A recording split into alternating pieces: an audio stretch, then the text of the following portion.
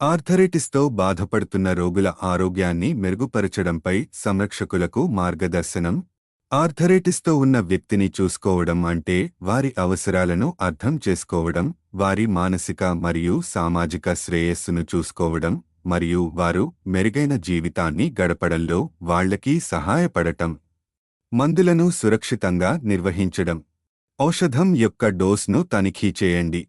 ఔషధాన్ని కొనుగోలు చేసే ముందు ప్రిస్క్రిప్షన్లో వ్రాసిన ఔషధం యొక్క డోస్ ఒకే విధంగా ఉందో లేదో చూసుకోండి. మందులను వేరుగా ఉంచడం. రుమటాయిడ్ ఆర్థరైటిస్ మందులను బ్లడ్ ప్రెషర్ లేదా డయాబెటిస్ వంటి ఇతర ఔషధాల నుండి కలపకుండా వేరుగా ఉంచండి. ప్రతి డోస్ను లేబుల్ చేయండి. ప్రతి టాబ్లెట్ తీసుకునే రోజు మరియు సమయాన్ని మీ భాషలో రాసి ఈ నోట్ను మందులతో చుట్టండి. ఇది ఇటువంటి పొరపాట్లను నివారించవచ్చు మరియు సరైన డోస్ తీసుకోవడం వారికి సులభతరం చేస్తుంది. రెగ్యులర్ మెడికల్ ఫాలోఅప్లను షెడ్యూల్ చేయడం. ఆర్థరైటిస్కు నిరంతర నిర్వహణ అవసరం. వారి మందులు అయిపోయే ముందు వారి వైద్యునితో తదుపరి సందర్శనలను షెడ్యూల్ చేయండి. లక్షణాలను పర్యవేక్షించండి. ఏవైనా మార్పులు జరిగితే వారి లక్షణాల రికార్డుల లాగ్ను ఉంచండి. చికిత్స సర్దుబాట్ల కోసం చెకప్ల సమయంలో ఈ మార్పులను డాక్టర్తో పంచుకోండి. పాదరక్షలు మరియు శారీరక సౌకర్యం. సౌకర్యవంతమైన పాదరక్షలను ఎంచుకోండి. మృదువైన చదునైన పాదరక్షలను ధరించమని మరియు హై హీల్స్ను నివారించమని వారిని ప్రోత్సహించండి. వారికి పాదాల వైకల్యాలు ఉంటే అదనపు సౌకర్యం మరియు మద్దతు కోసం ఫిజియోథెరపిస్ట్ అందించిన అనుకూల నిర్మిత బూట్లు పరిగణించండి. మార్నింగ్ రొటీన్లో సహాయం చేయండి. రుమటాయిడ్ ఆర్థరైటిస్ రోగులలో ఉదయం దృఢత్వం సాధారణం. వెచ్చని లేదా చల్లని ప్యాక్ మసాజ్లను అందించడం మరియు చేతి వ్యాయామాలలో సహాయం చేయండి. ముఖ్యంగా ఉదయం పూట కుళాయిలు మరియు బాటిల్ మూతలు తెరవడం వంటి పనుల్లో ఈ సపోర్ట్ ప్రత్యేకంగా సహాయపడుతుంది.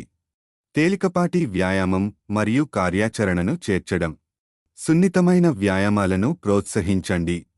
సుదీర్ఘ విశ్రాంతి కంటే చురుకుగా ఉండటం మంచిది.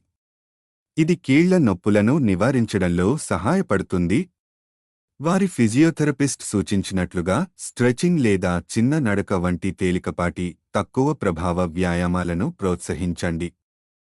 నొప్పి ఉపశమనం కోసం డాక్టర్ లేదా ఫిజియోథెరపిస్ట్ మార్గదర్శకత్వం ఆధారంగా ఐస్ లేదా హాట్ ప్యాక్లను వేయండి లేదా వాక్స్ బాత్ను అందించండి.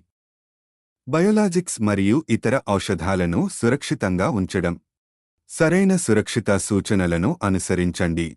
వారు బయోలాజిక్స్ లేదా ఇతర ఇంజెక్షన్ చికిత్సలను తీసుకుంటే వాటి ప్రభావాన్ని కొనసాగించడానికి డాక్టర్ నిర్దేశించిన విధంగా వీటిని సురక్షితంగా ఉంచండి. అంటువ్యాధుల నుండి రక్షణ.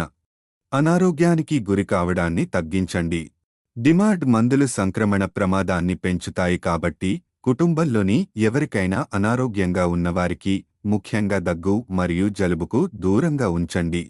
తరచుగా చేతులు కడుక్కోవడాన్ని ప్రోత్సహించండి మరియు అటువంటి పరిస్థితిలో వారికి మాస్క్ను అందించడాన్ని పరిగణించండి.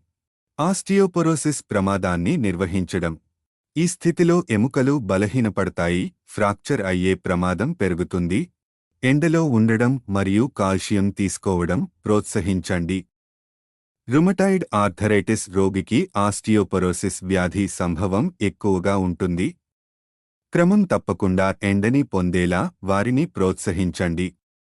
మరియు వారి ఎముకలను బలోపేతం చేయడానికి నువ్వులు, పాలు మరియు ఆకుకూరలు వంటి కాల్షియం అధికంగా ఉండే ఆహారాలను వారి ఆహారంలో చేర్చండి.